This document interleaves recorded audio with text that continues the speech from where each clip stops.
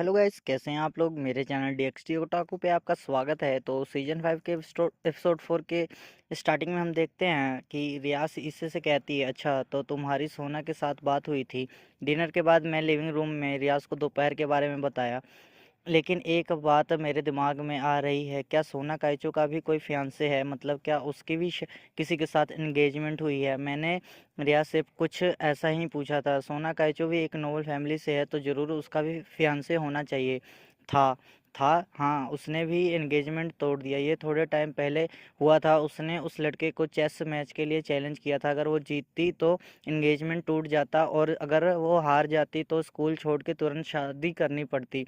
उसने डिसाइड किया कि वो ऐसे किसी से शादी नहीं करेगी जो उसकी तरह दिमाग का यूज़ नहीं कर सकता। तो ऐसा कुछ हुआ था, इसलिए सोना ने बोला था कि शायद अब उसे भी एक बॉयफ्रेंड चाहिए, मतलब अभी वो सिंगल है। तो तो लास्ट में उसने जीत कर एंगेजमेंट तोड़ दी, राइट।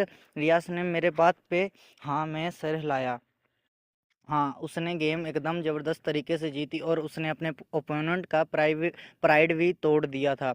ये वही सोना है जो सिगवायरा अगारेस को टैक्टिस में हरा चुकी है। नॉर्मल लोग उससे जीत नहीं सकते। अगर अभी मैं उसके साथ चेस खेलूं तो शायद हर बार हार जाऊंगी। क्या वो इतनी स्ट्रांग है? अगर पावर की बात हो तो हम सित्री ग्रुप से पीछे नहीं हैं, लेकिन अगर रेटिंग गेम जैसे दिमाग वाला बैटल हो तो वैसे भी उनके टीम में अभी फुल मेंबर्स नहीं है। अगर उनके पास फुल मेंबर्स हों गए तो क्या कुछ धमाका नहीं हो सकता। अभी भी उनके पास कुछ पाउंड पीसेस बचे हैं, और एक नाइट और एक रूक भी ही।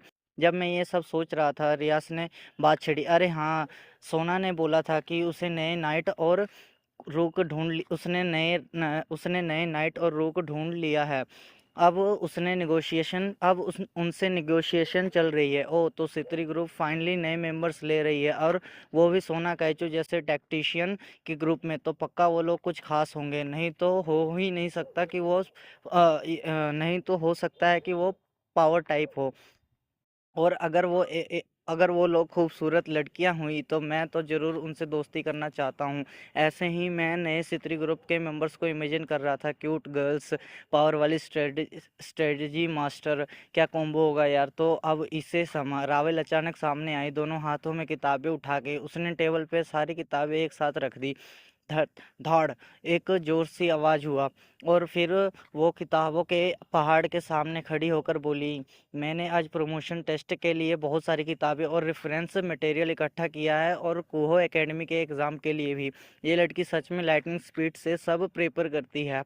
हमेशा पता नहीं कहाँ से रेफरेंस बुक्स ले आती है। आ रहा लगता है पढ़ाई का टाइम आ गया है। केनो-सान एंट्री लेती है विथ विथ टेजिंग स्माइल। ओ पता ओ पढ़ाई का टाइम है आज। ओ, पढ़ाई का टाइम है क्या? आज तो मुझे भी सीरियस होके पढ़ना पड़ेगा। मैं भी थोड़ा सीरियस हो जाता हूँ। प्रमोशन टेस्ट जो है मैं भी पढ़ूंगी। हम भी पढ़ाई करेंगे। शिनोविया, इरिना और आशिया भी आ जाती है एकदम एनर्जेटिक मूड में।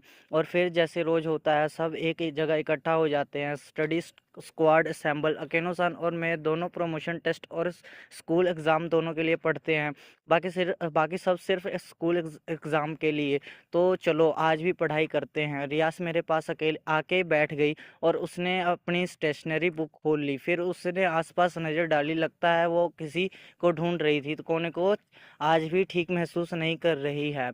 हाँ, कोने को चांद अभी यहाँ नहीं है। पिछले कुछ दिनों से उसकी तबीयत कुछ ठीक नहीं चल रही है। तो उसी तरह बिना कोने को चांद की ग्रुप स्टडी शुरू हो गई। काम तो बहुत ज़्यादा हो गया है।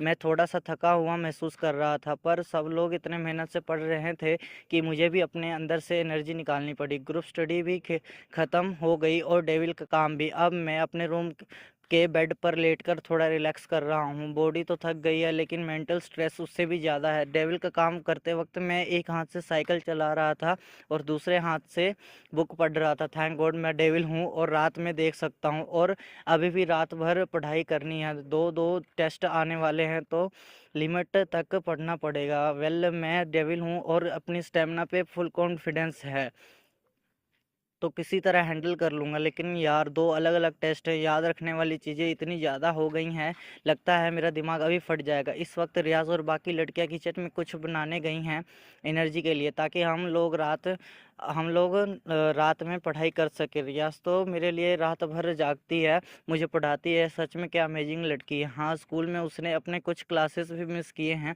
इन्फर्मरी में भी सोई थी थोड़ी देर के लिए, लेकिन फिर भी रियाज़ सच में अमेजिंग है। मैंने उसे कन्फेस कर दिया था, लेकिन क्या मुझे उससे ये पूछना चाहिए कि ये कन्फेशन कितने टाइम तक वैलिड रहेगा?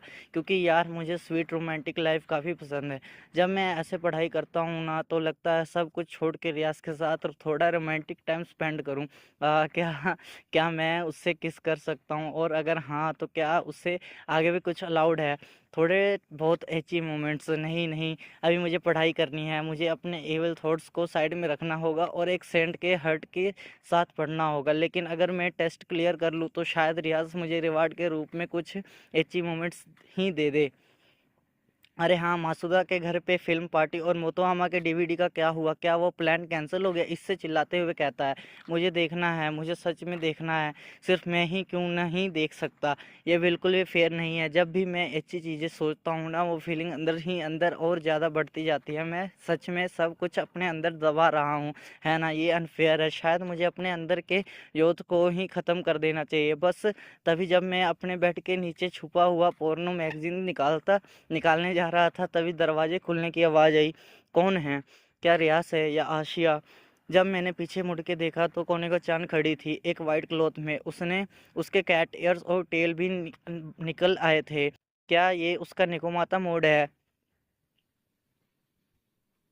रात के इतने लेट टाइम, इतने देर ये मोड। और तो और उसने तो आज का डेविल का काम भी स्किप कर दिया था, क्योंकि वो ठीक महसूस नहीं कर रही थी। लेकिन मुझे तो ये भी सुनने में मिला था कि उसे कोई बीमारी है, और ना ही उसे सेंजुत्सु यूज़ करने में दिक्कत हो रही है। कोनेको-चान का चेहरा बिल्कुल रेड था। तो भाई लोग, इससे आगे जो कुछ भी हो रहा है वो थोड़ा अश्लील है, इसलिए मैं इसे ऊपर-ऊपर से एक्सप्लेन करूँगा, क्योंकि मैं यहाँ ज़्यादा कुछ नहीं बता सकता हूँ।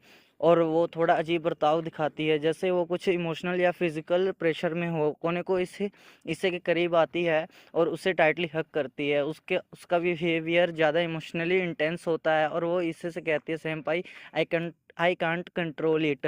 ये कहकर वो उसका हाथ पकड़कर अपने चेस्ट के पास ले जाती है। क्या हो रहा है? ये सब क्या हो रहा है? हो कोनेको चान को क्या हो गया? मैं इस अचानक वाली सिचुएशन से पूरा कन्फ्यूज़ हो गया था। मैं अपनी कन्फ्यूजन छुपा नहीं पा रहा हूँ, क्योंकि कोनेको चान ऐसा कुछ कर रही है जो मैं सोच भी नहीं सकता था। मैंने कभी एक्सपेक्ट नहीं किया था कि कोनेको-चान भी रियास और अकेनो-सान की तरह ऐसे थोड़ा एरोटिक तरीके से रिएक्ट करेगी। मुझे उसकी बिल्ली जैसी सूखी ज़ुबान अपनी गर्दन पे महसूस हुई। कोनेको-चान ने मेरी गर्दन चाट ली। उसके ज़ुबान का मूवमेंट काफ़ी ज़्यादा सेंसफुल था।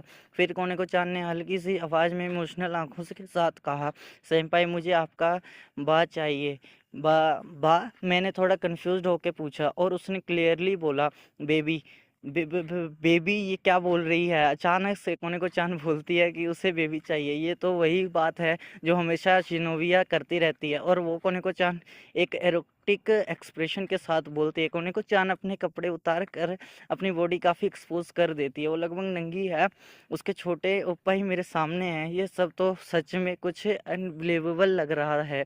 मैं वैसे भी अपनी थोड़ी देर के पहले ऐसी चीज़ें इमेजिन कर रहा था, और तभी कोनेको-चान आके डायरेक्टली कहती है, आई वांट सेंपाइस बेबी। ये पूरा सीन बहुत ही ज़्यादा सिमुलेटिंग और एची हो गया है, लेकिन कुछ तो गलत है कोनेको-चान के साथ। उसका एक्सप्रेशन थोड़ा-सा हॉट लग रहा है,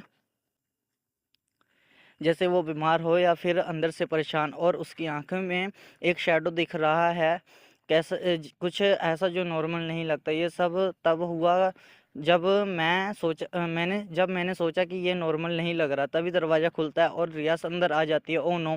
रियास ने मुझे और कोनेको-चान को ऐसे सिचुएशन में देख लिया है। जैसे ही रियास ने सीन को समझा, वो अपने कदम ज़ोर-ज़ोर से हमारी तरफ दौड़ते हुए बढ़ाती है। Oh no!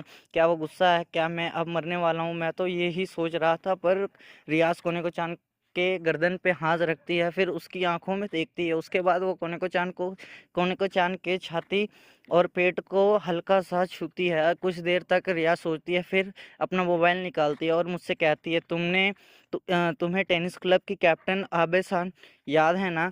हाँ, वो बीस्टेमस सेम्पाई ना, वो जिसके पास यूकी ओना गोरिसिते थी। एक ड्रीम ब्रेकर टाइप की बीस्ट, वही टेनिस क्लब वाली सेम्पाई जो हमेशा अपने आप पे प्राउड होती है। मैं मैं उसे कॉल करूँगी। आबेसान नेकोमाता के बारे में हमसे ज़्यादा जानती है। रियास काफ़ी सीरियस लग रही थी और लग ही नहीं रहा था कि वो हमसे अभी तक जो एरोटिक सिचुएशन हुई उस पर कुछ बोलेगी भी। इसका मतलब ये है कि अभी उसकी सबसे बड़ी कंसर्न कोनिको-चान है। लेकिन कोनिको-चान को हो क्या रहा है? मैं डर-डर के पूछता हूँ। रियास जवाब देती है, पहले एक्सपर्ट से उसका चेकअप करा लेते हैं। उसकी आवाज़ से लग रहा था कि वो शायद उससे कुछ आइडिया है। फिर रियाज आबिद सेम्पाई को कॉल करते कोने-को-चान के साथ आखिर क्या हो रहा है। तो गाइस सीजन 5 का ये एपिसोड यहीं ख़त्म होता है। तो मिलते हैं अगले एपिसोड में। Bye bye.